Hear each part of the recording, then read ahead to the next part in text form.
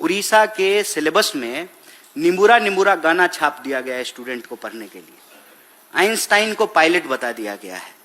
ये अजीबो गरीब स्थिति कि साइंस पढ़ने वाले विद्यार्थियों के मन में साइंटिफिक टेम्पर का कोई विकास नहीं हो। पेपर चुराने वाले माफियाओं का संबंध मंत्री से हो, नहीं तो कोई मंत्री इतना असंवेदनशील कैसे हो सकता है। तो 3 मांगों को लेकर के लगातार यह छात्रों की गूंज कैंपेन चल रही है। पहला मांग यह है कि धर्मेंद्र प्रधान ने जिस बेशर्मी से न्याय मांग रहे विद्यार्थियों को आतंकवादी और टुकड़े टुकड़े गैंग का बतलाया है, इसको कहते हैं कि यह सरकार थेथर है। इस सरकार को इस देश के लोगों की आवाज सुनाई नहीं देती है, इस देश के पेरेंट्स की चिंताएं दिखाई नहीं देती है। विद्यार्थी किस तनाव से गुजर रहे हैं इससे इनको कोई फर्क नहीं पड़ता है। और यह तभी संभव है जब पेपर चुराने वाले माफियाओं का संबंध मंत्री से हो, नहीं तो कोई मंत्री इतना असंवेदनशील कैसे हो सकता है। और प्रधानमंत्री की चुप्पी इस पूरे मामले में खलती है। इसीलिए हमारी पहली मांग ये है कि धर्मेंद्र प्रधान का इस्तीफा हो और इस देश में पेपर लीक कराने वाले माफिया से इनके क्या संबंध है इसकी जांच होनी चाहिए। और दूसरा, इस देश का जो एग्जामिनेशन सिस्टम है उसको बदलने की जरूरत है। मैं आपको याद दिला दूं कि एग्जामिनेशन सिस्टम को बदलने को लेकर के यूपीए सरकार ने एक कमेटी बनाई थी, लेकिन एनडीए की सरकार ने मनमाने तरीके से एनटीए को स्थापित कर दिया और शिक्षा व्यवस्था में एग्जामिनेशन की प्रक्रिया सुधरने की बजाय और ज्यादा बदतर हो गई है। तो पूरा का पूरा जो हमारा एग्जामिनेशन सिस्टम है उसको बदलने की आवश्यकता है।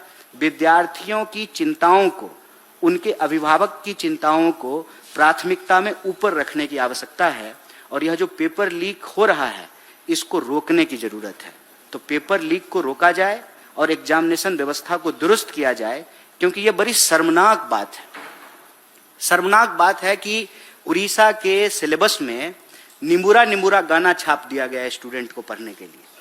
आइंस्टाइन को पायलट बता दिया गया है। ये अजीबो गरीब स्थिति कि साइंस पढ़ने वाले विद्यार्थियों के मन में साइंटिफिक टेम्पर का कोई विकास नहीं हो, उनके मस्तिष्क में, उनके दिमाग में कोई लॉजिकल अंडरस्टैंडिंग नहीं हो। वो विज्ञान ना पढ़ें, वो इतिहास ना पढ़ें। आज इतिहास को भी तोड़ मरोड़ करके परोसा जा रहा है। तमाम विश्वविद्यालयों की स्थिति यह है कि सरकार के द्वारा बिठाए गए पिट्ठू, उनका एक ही काम है कि पैसा लेना है और अपने लोगों को मनमाने तरीके से विश्वविद्यालयों में भरना है। चाहे कोई सिलेबस कमेटी हो, एजुकेशन कमेटी हो, एक्सपर्ट कमेटी हो, हर जगह ऐसे लोगों को भर दिया गया है। तो ये जो शिक्षा की बदतर स्थिति आज बनाई गई है उसको ठीक करना जरूरी है। एग्जामिनेशन प्रक्रिया को बदलने की जरूरत है। और तीसरी जो हमारी मांग है कि हम पढ़ते क्यों हैं। स्कूल के बाहर, कॉलेज के बाहर ये लिखा होता था, शिक्षार्थ आइए सेवार्थ जाइए। लेकिन कहां सेवा करने के लिए जाएंगे जब इस देश में बेरोजगारी इतनी ज्यादा हो। देश में 5 लाख से ज्यादा इंजीनियर हर साल पैदा होते हैं और 1 लाख लोगों को भी कुल नौकरियां नहीं मिलती है।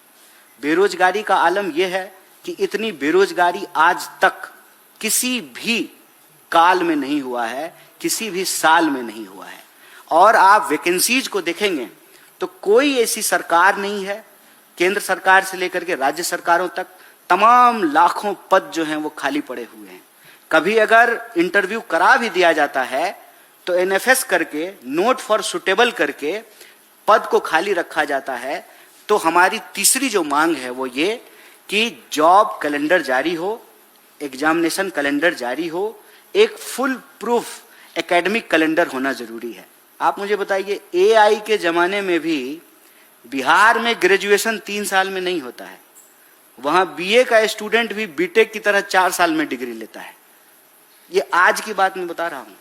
वो बिहार जहां पर नालंदा विश्वविद्यालय था, जहां पर आजादी से पहले पटना विश्वविद्यालय की स्थापना हो गई थी, वो बिहार जिसके बारे में यह कहा जाता है कि चाणक्य भी वहीं पे पैदा हुए थे, उस बिहार की हालत यह है कि 3 साल में डिग्री पूरी नहीं होती है। तो हमारी तीसरी मांग है कि एक एकेडमिक कैलेंडर हो, जॉब कैलेंडर हो, वैकेंसी कैलेंडर हो, धर्मेंद्र प्रधान का इस्तीफा हो, पेपर माफिया के साथ उनकी जांच हो और इस देश की एग्जामिनेशन प्रक्रिया को बदला जाए, पेपर लीक को रोका जाए। इन 3 प्रमुख सवालों को लेकर के देश के 28 शहरों में जहां कांग्रेस पार्टी ने, एनएसयूआई यूथ कांग्रेस ने अपने कोऑर्डिनेटर्स नियुक्त किए हैं और तमाम पार्टी के सेल और प्रकोष्ठ के साथ मिलकर के छात्रों का गूंज कैंपेन चला रहे हैं। आपने नेता प्रतिपक्ष का कोटा में प्रेजेंटेशन देखा है। आने वाले दिनों में शिक्षा से जुड़े हुए अन्य महत्वपूर्ण विषय पे, जैसे पेपर लीक, भर्ती की प्रक्रिया, जॉब वैकेंसी, हॉस्टलों में लड़कियों की सुरक्षा, एकेडमिक सेशन टाइम पर हो, इन सवालों पर देश के नेता प्रतिपक्ष आपको सड़कों पर भी दिखाई देंगे, विद्यार्थियों से बात करते हुए भी दिखाई देंगे, वो सड़कों पर भी आपको लड़ते हुए दिखाई देंगे और संसद में भी अपनी आवाज सुनाते हुए आपको दिखाई पड़ेंगे। यही एक ब्रीफिंग हम आपके बीच में छात्रों की गूंज कैंपेन के विषय में रखना चाहता था।